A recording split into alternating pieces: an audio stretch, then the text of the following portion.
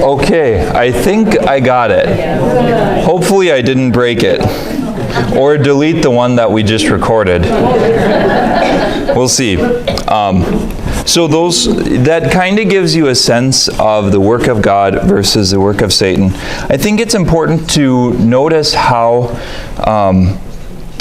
the will of God is sometimes to confront evil. That the will of God isn't always not to say anything or to hide. That sometimes it is to confront what is wrong, or to state clearly what is true, to state clearly what a good direction is. Paul has that experience, and that's important. So then he leaves from Paphos, and he goes to Perga. Now that should help you suspect that Paphos is also a port city, in this case on the western end of the island of Cyprus. And he goes to Perga, which is in the region of Pamphylia. I'm sure you knew that like the back of your hand. If you look on the map that's back a page, on page 91, you can see the region of Pamphylia, and then the region of Pisidia, where he's going next. Cilicia is the province where Tarsus is, and Tarsus is probably on there because that's where Paul is from. And then you can see where Cappadocia and Phrygia are as well. These names come out all over the New Testament. And so that's one of the reasons that I think it's important to see it a little bit and to at least become familiar, having seen it once, that this is a little bit of where they are. So Perga is on the Turkish coast. It's 150 miles, so this is probably 2 or 2.5 days at sea. Again, part of me wonders, what did they do? You know, you're in a boat, there aren't a lot of extra things. It's one of the reasons why they sat there and lots of people composed poetry or wrote. In later history, you'll find people writing while they're on a ship because there aren't a lot of other things to do. They probably didn't fish very much. One table mentioned that, but they probably didn't fish very much because they're sailing, and you'd be sailing away from your fish. You know, like usually when you're fishing, you're moving relatively slowly, and in this case, they don't want to move slowly, they want to move fast. Sometimes I think sailing could be very frustrating. I don't know if it was as big of a deal in this part of the world, but have you heard of the doldrums? The doldrums are this area around the equator where there's not a lot of wind. And so there were times where vessels get stuck for months later in the age of exploration because the wind doesn't blow. And it's kind of worthless to sit on your boat watching the sails just sort of hang down. So they arrive in Paphos, or they arrive in Perga, and Mark leaves them. And this is an interesting part because Paul is going to get a bit upset with him about this. But they've very likely already been on this journey for months. They could be 4 or 5 months, maybe even longer, into the journey. It notes that they had traveled all around Cyprus, and they end up in Paphos. They had been preaching in the synagogues on the Sabbath, but there's a huge amount of time that's taking place. This whole journey likely takes around 2 years. You know, most of you have not thought of going on a 2-year-long vacation. And in this case, it isn't a vacation. And you can feel that there's a lot of life that's happening that isn't related in the scriptures. It hasn't described any of their meals, hasn't described any of their sleeping arrangements. they didn't sort of turn into statues every night and then wake up in the morning. They had to have somewhere to stay and somewhere to eat, some people that they were with. They traveled to Pisidian Antioch. This is the same name as Antioch in Syria, but this is a different one. This is Antioch in Turkey. And this Antioch is in the Turkish highlands. It's part of the Turkish plateau that is away from the coast. It's 100 miles to the north of Perga. So there's 2 Antiochs. Oh no, there's like 13. Antioch was named for, there was a line of kings of the Seleucid dynasty that took the name Antiochus. And so Antioch was named for Antiochus. Just like there's a whole bunch of Caesareas, and Caesarea was named for Caesar. It's not actually all that different from cities in North Dakota, that you find all kinds of city names that are repeated and repeated and repeated wherever a certain group of people settled. And it kind of is where they were from in Germany or in Russia. So they named places in Russia the same as they left in Germany, and then when they got here, they named them the same as they were in Russia. Sometimes they added new in front of it, like New Prague, New Leipzig. They did that a few times. Even New York. York is the name of a city in England, and New York is in the United States. So they repeated names quite frequently, and that happens a lot even in the modern world. This is an important Roman city. This is probably the provincial capital, and it's on a Roman road that was paved with stones. And this road, I should have written down what it was called. The city was about 800 meters by 1,000 meters, which means this is quite a large city. This isn't just a tiny thing. And this picture is from that road. The road you can see kind of in the middle of the picture and toward the bottom right. That's, even today, the ruins of this Roman road are still there. The Romans were exceptional builders and engineers. They weren't as good at some other things, but they were exceptional engineers. Roman cement, I think, weathers better than the cement we use now. They were rather intelligent, although it sounds like one of the secret ingredients to Roman cement that took them a long time to figure out is one of the most plentiful things in the world. Seawater. And they couldn't imagine, modern engineers couldn't imagine why they used seawater in their cement, but they did.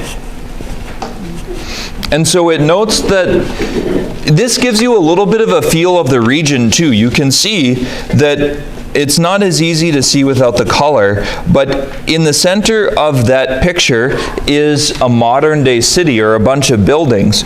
So these hills around it are probably several thousand feet high.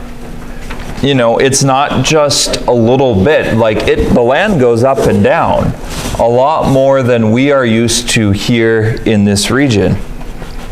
And they go to the synagogue on the Sabbath. That tells us, if there's a synagogue, that there's a Jewish community. There's a Jewish community that's worshiping at a synagogue. There were other temples in the area. It only notes this Sabbath day. There's other times. There's a bigger expanded thing here. And if you've been on a trip, a long trip, like if you're taking a long car trip, what starts to happen on it? What takes place? Boredom is one. Smelly horses is probably another one if you're traveling in the ancient world. What else? Tired. Yeah. frustrations, obstacles. It's not easy to travel with people even in the modern world. Sometimes things take longer than you intend. If you want exercises in frustration, going to airports in major cities and waiting in line for hours, I'm sure is on the top of your list to do. And then you get to the front and you get some cranky security person who is like, makes you like take apart your bag and do this and do that, and in the end it's like, yeah, whatever, okay, you're fine, move on. What was that for? But if you think of this, like Paul and Barnabas have likely been on this journey maybe for 6 months, 8 months. You know, by this point they've been traveling, they've been staying. You wonder a little bit if there's some places where they were really glad to get rid of them. You know, sometimes you have family members come and they can stay for a few days, and at the end of it you love them a lot and you also are ready for them to leave. Because they're in your space and they're not as clean and they don't do things the way you want them to, and those kind of things. But, you know, it's so easy for us to decide, well, things must be different for apostles. And it would, you know, if it was like St. Paul, well, St. Paul could stay at my house for, 10 years if he wanted to. But, you know, what if he got up at 5 in the morning and started preaching? Like, okay, you can't preach inside, go outside. Be with the roosters. But it's important to think about this because there's a vast experience of life behind this. Sometimes we look at it like John Mark left Paul and Barnabas, and, oh, he shouldn't have done that, and that was bad. But there's a whole bunch of people that if I was traveling with them for a week, I'd be like, we'll meet back in Fargo. See you later. And, that could have happened. There could have been frustrations. Just because they're apostles doesn't mean that everything always worked. Sometimes when you listen to the narration of Paul's life later in his letters, it actually sounds rather horrible. He gets beaten and charged and chased out of towns and shipwrecked and bitten by snakes and on and on and on. It's like, I don't even want to travel with you. Everything goes wrong when you come. You come along and everything that was supposed to happen doesn't work. And the synagogue official invites them, if you have a word for us, brothers, share it. If you have a word to speak, share it.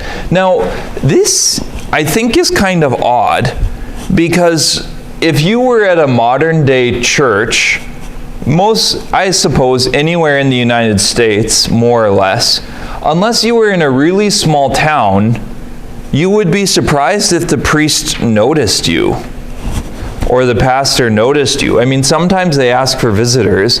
Sometimes people know, oh, we haven't seen you before. But in lots of cases, if you went to church in New York, would anyone come up and talk to you? Probably not. So it's very possible that their way of clothing, that their way of dress was particular or unique.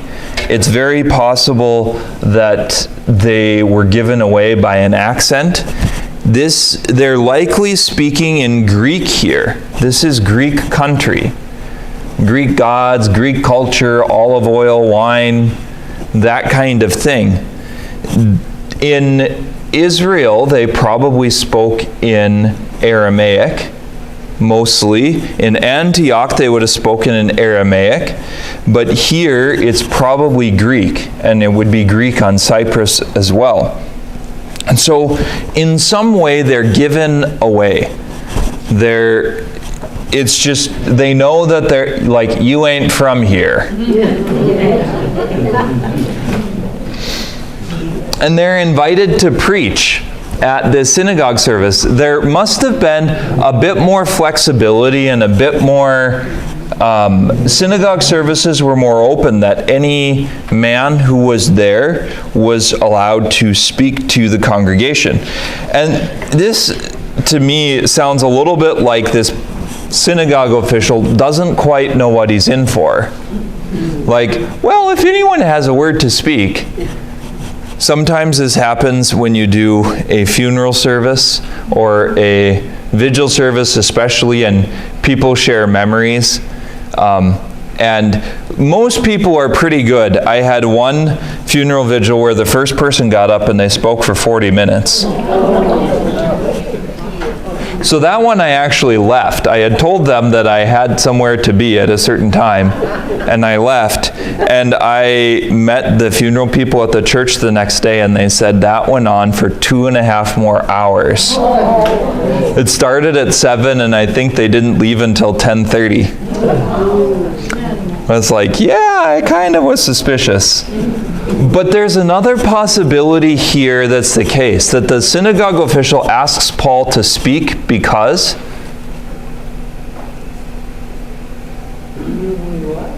he knew who he was. He's already heard him. They were very likely there for more than just Sunday because, again, it's the ancient world, and you don't just sort of show up and then disappear and drive hundreds of miles later. Some people do that today where they'll show up at a small town and you're like, why are you here? Oh, we're just passing through. You know, we're on our way home from Billings. And oh, okay. You know, we don't think too much of driving several hundred miles. In the ancient world, that could be a journey of a week. So one possibility is that the synagogue official had already been listening to Paul and Barnabas. Another possibility is that he didn't know what he was in for. But I think this is a good place to stop for this week, and then next week we can get into Paul's speech.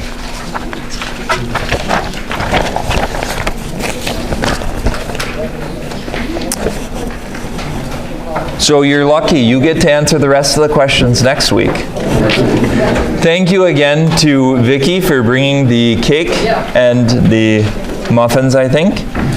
If anyone wants a cup of tea for the road, I don't know if a lot of those got drank before, but I made some black. One of them is an apricot black tea, and one of them is, I don't know what the other one is. It was good. I had the other one. Oh, and Helen has on Friday